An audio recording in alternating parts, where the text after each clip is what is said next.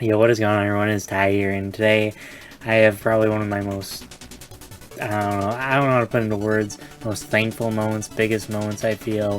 Thank you to the fine folks over at Yacht Club Games. They supplied me with the code for their brand new game, Shovel Knight Dig, and I have recently just finished it and whipped up a review, and I think you guys are really going to like it. So, again, thank you, Yacht Club Games, and let's get right into the review. Shovel Knight Dig is a roguelike adventure with everyone's favorite shovel-wielding knight thanks to a collaboration effort with Yacht Club Games, who make all the other Shovel Knight games, and also Nitrome, who I feel is best known for maybe Bomb Chicken. A lot of you might know that, but Nitrome has made some incredibly beautiful games, and so has Yacht Club Games, so together they've made something truly special here. I played this game for about 6 hours, a little more than 6 hours, and got through a run of it. And I've come to the conclusion that this game is definitely not only a love letter to Shovel Knight fans, but also a love letter to roguelike fans. The story of Shovel Knight Dig is pretty straightforward. Shovel Knight is resting in a campsite in the beginning with his big bag of goodies full of gems and other items from his adventures, and Drill Knight comes along and digs a hole straight through his campfire and making everything around it fall in, including his bag.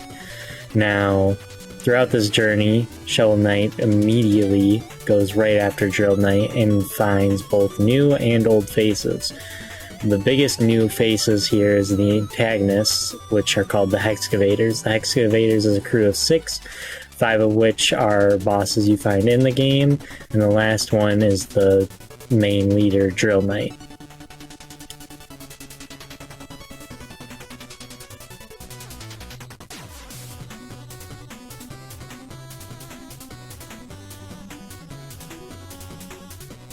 Now, the story is pretty simple, however, the game is really anything but simple.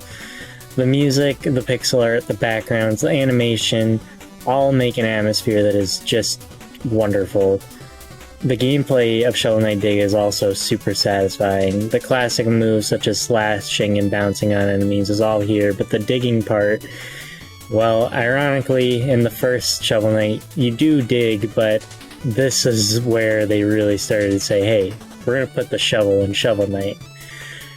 You do digging a lot in this game. That's how you traverse. You really just go down, left, and right. You never really go back up. There are lots of dirts you dig through. There's some that go very quickly, and that's actually how you have to traverse to avoid some obstacles. There's also some that take multiple hits, or will fall on you, or will explode if fire makes contact, or that you can traverse through very quickly in like a form that you're almost a liquid. There's quite a bit to be found in this game. It's not all just about plain old digging, though. The real roguelike aspect is from finding relics and accessories to help upgrade Shovel Knight. The relics are some returning items like the Fire Wand from the first game, which you use as mana also like in the first game. You can also find upgrades that just make Shovel Knight a whole lot more fun to run through this game with. Things like boots that'll make you invincible to spikes when you stand on them, or a horseshoe that makes you find more loot, or horns that make your head basically a spike trap for either dirt or enemies to fall onto. There's quite a bit to find, and I know for a fact I haven't found it all. To get more relics, you either buy them from the hub in one of 2 ways. You find a key that a horse salesperson sells to you, Hoofman, and he will sell you a key that you gotta bring down into your runs. Or you can find Chester, a returning face, who will sell you relics to find on your runs.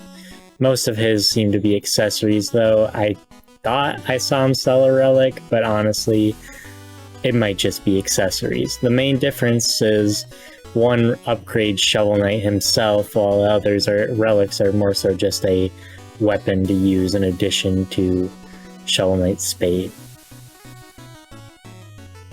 How you get these relics and accessories all kind of vary.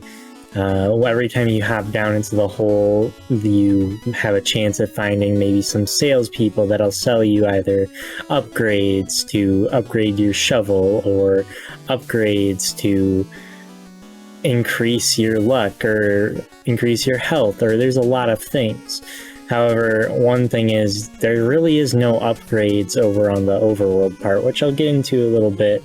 But yes, the game is a roguelike. This is randomized. Pretty much every room is something new to be found, and that is part of the problem. Sometimes it feels that things might be a little too random, and a lot of times I felt I was getting runs down into the hole where I was either finding nothing, or I couldn't find anything, or honestly, I was just having godlike runs where I was finding everything. I was feeling very powerful, and those were the best feelings, but I never felt like I was finding a middle balance. And honestly, I can't really fault the game for that. First I was like getting a little frustrated, but then I thought back to the big roguelike game I played is Isaac. I played a little bit of others, but Isaac is the one I played the most and can really only draw comparisons to. And honestly, that is exactly how it goes. That is how roguelikes go, and that is a fact that if you play this, you have to learn to accept that sometimes you're just going to be doing horrible, but sometimes you're going to get that run down in that hole, and you are going to go absolutely crazy, get all this loot, get all these items, and feel unstoppable. And that feeling is a feeling that not many games can only create once, but create multiple times. It is very impressive. As I had mentioned earlier, the game is difficult, and honestly I was struggling at times. I'm not a pro gamer by any means, but I do like a challenge.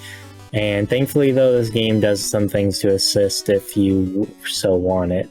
There's armor that you can find blueprints for and create in the hub world, and one of the first ones you get is one that makes you take less damage in exchange for finding less treasure.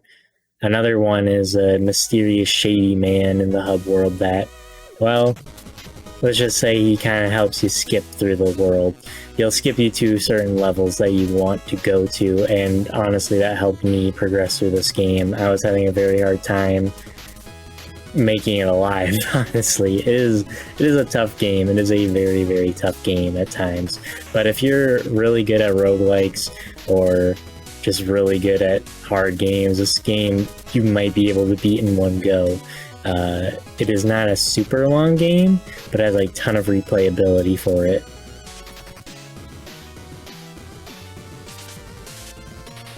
Digging a little deeper out of the run's flow, you start in a starting area every time you go into the hole.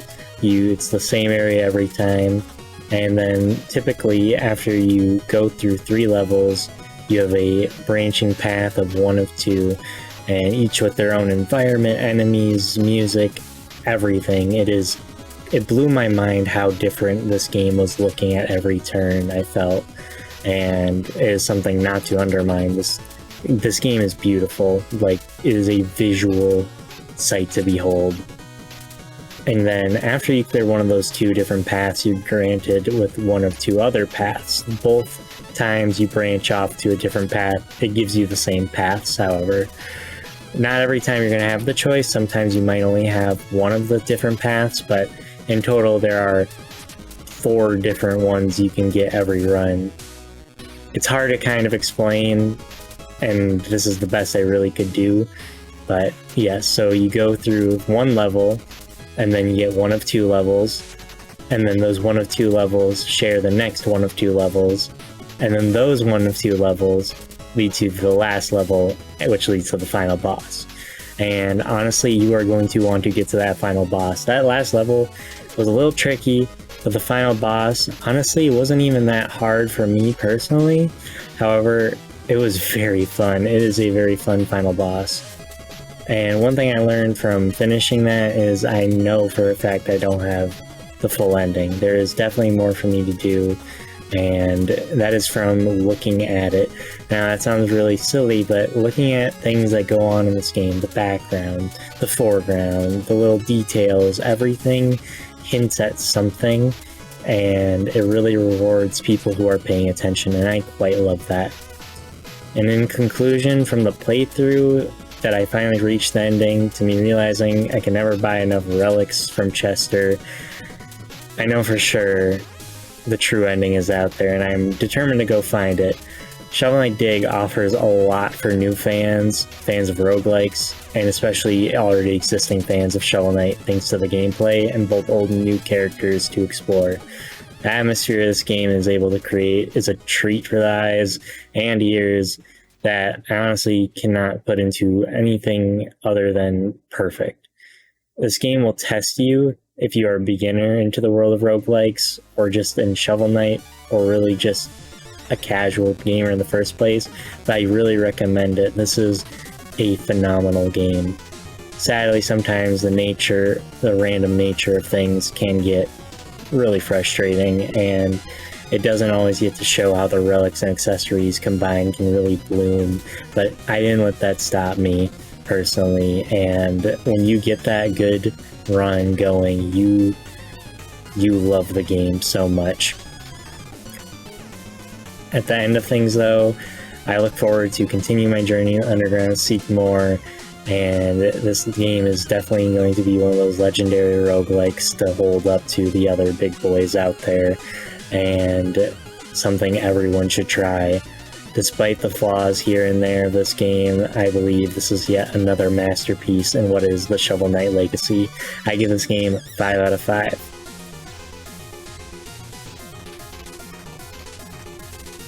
Thank you so much if you made it this far in the video. I really appreciate you sticking around to hear out my review of Shovel Knight Dig. Thank you again to the fine folks over at Yacht Club Games for allowing me to get this game early and review it. This is crazy to me. I have loved Shovel Knight. I played it on the Wii U, beat it the first day I got it, and I've been in love with it ever since.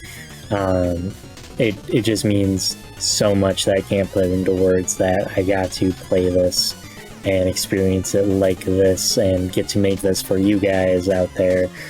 If you like what you saw and you want to see more, feel free to hit that subscribe button and check out those links in the description. This game is going to be available on the Nintendo Switch, Apple Arcade, and Steam, and I really cannot recommend it more. Again, thank you so much, and until next time, keep on digging, y'all.